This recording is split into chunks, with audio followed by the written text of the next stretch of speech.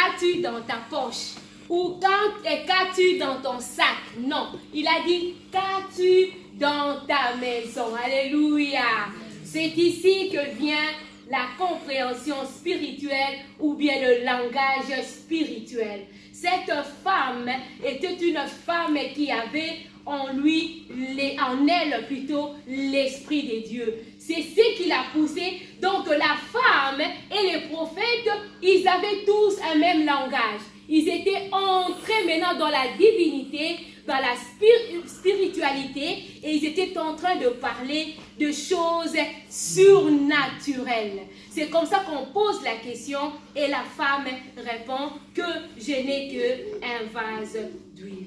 Et nous le savons que l'huile, c'est le symbole du Saint-Esprit lui-même, le paraclet, le faiseur de miracles. Sans le Saint-Esprit de Dieu, sans l'onction de Dieu lui-même, eh bien un miracle ne peut pas se produire. Il a dit, ta servante n'a rien d'autre que de l'huile.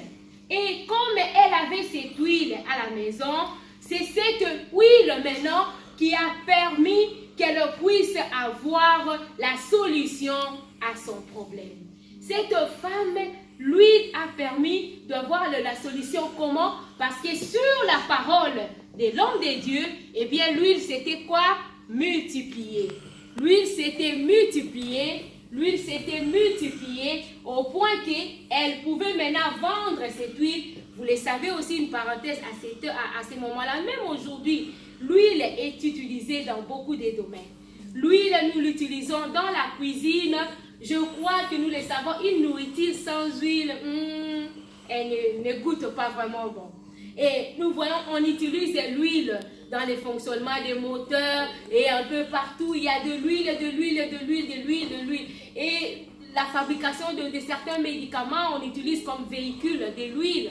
Selon, on exploite l'absorption de l'huile à un certain endroit pour faire sortir ce qu'on appelle le principe actif dans le médicament pour pouvoir agir dans le corps. Donc l'huile est utilisée dans beaucoup de domaines. Et ici, sur le plan spirituel, c'est le conducteur de miracles, le conducteur du Saint-Esprit. Et le conducteur de miracles dans le Saint-Esprit, le faiseur de miracles.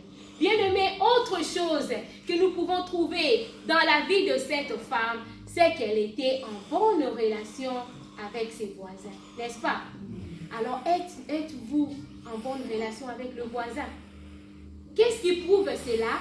C'est parce que quand elle est allée demander le vase, le voisin n'avait pas refusé. Tu vois, quand tu n'es pas en bon terme avec les gens, même toi-même, tu vas te gêner, n'est-ce pas, pour aller demander quelque chose. Tu te dis, ah, hier, je l'avais injurié et aujourd'hui, si je vais là-bas demander, est-ce qu'on va me donner? D'ailleurs, on ne te laissera même pas entrer. Les femmes, nous connaissons. Quand tu viens demander, tu dis, oh, s'il te plaît, donne-moi, est-ce que tu as des vases vides? Elle va te regarder. Quoi? Aujourd'hui, tu viens, tu as oublié ce que tu avais fait hier. Moi, que je prenne mes vases, je préfère aller les jeter même dans la toilette plutôt que de te donner. Mais ici, on nous fait voir que le voisin avait donné, c'est parce que la femme ici était en bonne relation avec ses voisins. Donc nous devons aussi être en bonne relation avec nos voisins pour que, en cas de besoin, nous pouvons avoir ou recevoir de l'aide auprès d'eux.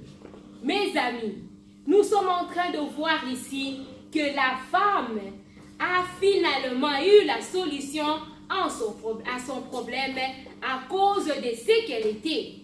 Elle connaissait le Seigneur. Maintenant, la question que je me pose aussi ici dans la salle, est-ce que tu connais le Seigneur? Parce qu'elle ne s'était pas seulement arrêtée à connaître le Seigneur, mais elle l'aimait. Elle a aimé le Seigneur. C'est pourquoi elle ne pouvait pas se lamenter. Elle n'est pas allée jusqu'à dire, comme les Anglais le disent, oh, I'm finished, oh, c'est fini, je suis foutu. Non, elle avait un langage particulier. Maintenant, toi, quand tu es devant un problème, quel est le langage que tu utilises? Alors ici aussi, nous sommes en train de voir, comme je l'ai dit, la femme avait perdu son mari. Le voleur était entré dans leur famille. Aujourd'hui, bien-aimés, eh bien, le voleur ou l'ennemi est en train de faire la même chose dans nos foyers, dans nos maisons. Si ce n'est pas au niveau de ta santé, ça peut être au niveau de finances. Si ce n'est pas au niveau de tes finances, ça peut être même sur le plan spirituel. Si ce n'est pas sur le plan spirituel, et c'est surtout au niveau familial, nous avons beaucoup de problèmes. Pourquoi? Eh bien, c'est l'œuvre de l'ennemi. Parce qu'il n'aime pas la famille. Lui, il sait que Dieu aime la famille et lui, il vient maintenant pour détruire la famille. Et lui, quand il vient, c'est pour voler. Qu'est-ce qu'on t'a déjà volé, bien-aimé? Est-ce que c'est ta santé? Parce que tu n'étais pas né diabétique. Tu n'étais pas né hypertendu. Tu n'étais pas né hypotendu. Mais qu'est-ce qui se passe aujourd'hui? Tu es dans cette situation. Alors je viens te réveiller. Réveille-toi. Lève-toi et comporte-toi comme cette femme pour arriver à la solution. Vous savez quoi? Les créanciers qui étaient arrivés ici, il était dans ce droit même de prendre ses enfants parce que c'était la loi. Devant la loi, on devait se plier. En Israël, et pendant ces moments-là, c'était permis que quand quelqu'un te doit et qui n'est pas à même de te payer, eh bien la personne peut devenir ton esclave. Alors si c'est l'homme qui devient esclave, il devient esclave et lui, et sa femme, et ses enfants.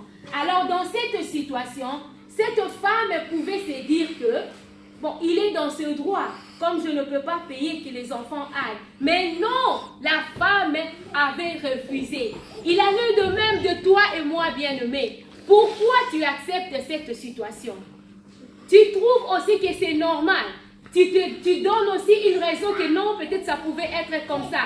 Aujourd'hui, bien-aimés, nous allons faire comme avait fait cette femme-là. Nous allons dire non. Nous refusons cette situation. Et nous allons aussi crier au Seigneur. Parce qu'aujourd'hui, là, c'était une histoire qui était arrivée dans la réalité. Aujourd'hui aussi, la maladie, c'est une réalité dans nos corps. Mais nous pouvons toujours aller chez le Seigneur, auprès du Seigneur, dans la prière, pour demander la solution, pour demander la récupération de notre santé. Si ce n'est pas un problème de santé, certainement un problème au niveau de famille. Au niveau des familles, bien aimés, aujourd'hui, les familles sont troublées. Vous pouvez voir peut-être les gens passer. Tu vois que la personne et les gens sont mari et femme. Mais peut-être ce sont des gens qui ne se parlent pas comme il le faut à la maison. Pourquoi? Parce que le diable les a visités. Il y a seulement un malentendu, un problème qu'on ne sait pas résoudre. Eh bien, ça crée le désordre. Il n'y a plus d'attente. Et les victimes, c'est souvent les enfants. Donc, le diable entre soit par l'homme, soit par la femme. C'est pourquoi nous devons veiller. Parce que si nous ne veillons pas, eh bien la disette va nous surprendre. C'est pourquoi nous sommes en train de voir, il y a beaucoup de séparations. Les gens qui ont vécu pendant 5, pendant 10 ans, mais vous ne comprenez pas, du coup, les gens se séparent. Donc quand quelque chose arrive, nous devons nous réveiller. Comme cette femme, elle a trouvé que non, j'étais en train de dormir, on m'a pris mon mari, mais l'heure est arrivée, je veux me réveiller. Je ne veux pas, je ne veux plus rester dans cette situation. Et la femme ici, elle s'était levée et elle a eu la solution.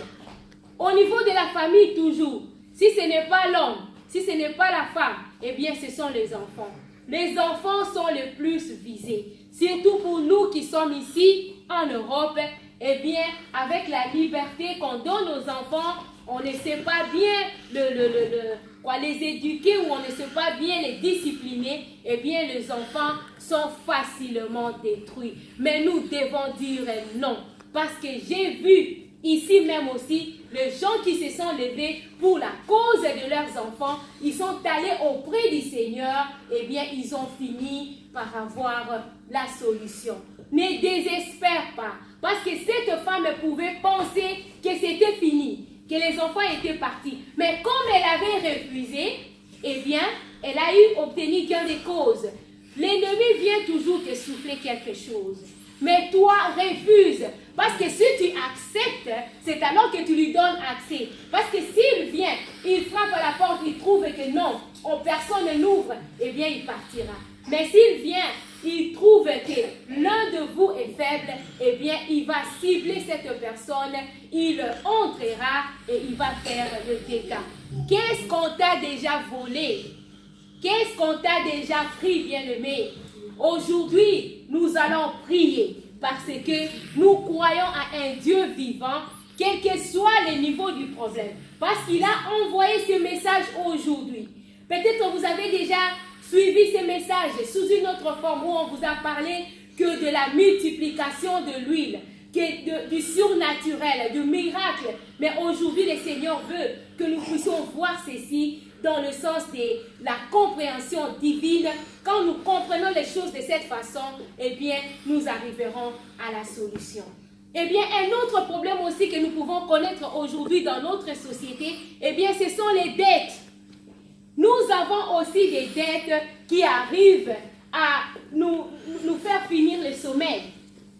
Parce que, quand je l'ai dit, nous ne prêchons pas seulement les choses que les autres ont vécues, mais nous prêchons aussi les choses que nous-mêmes nous avons vécues.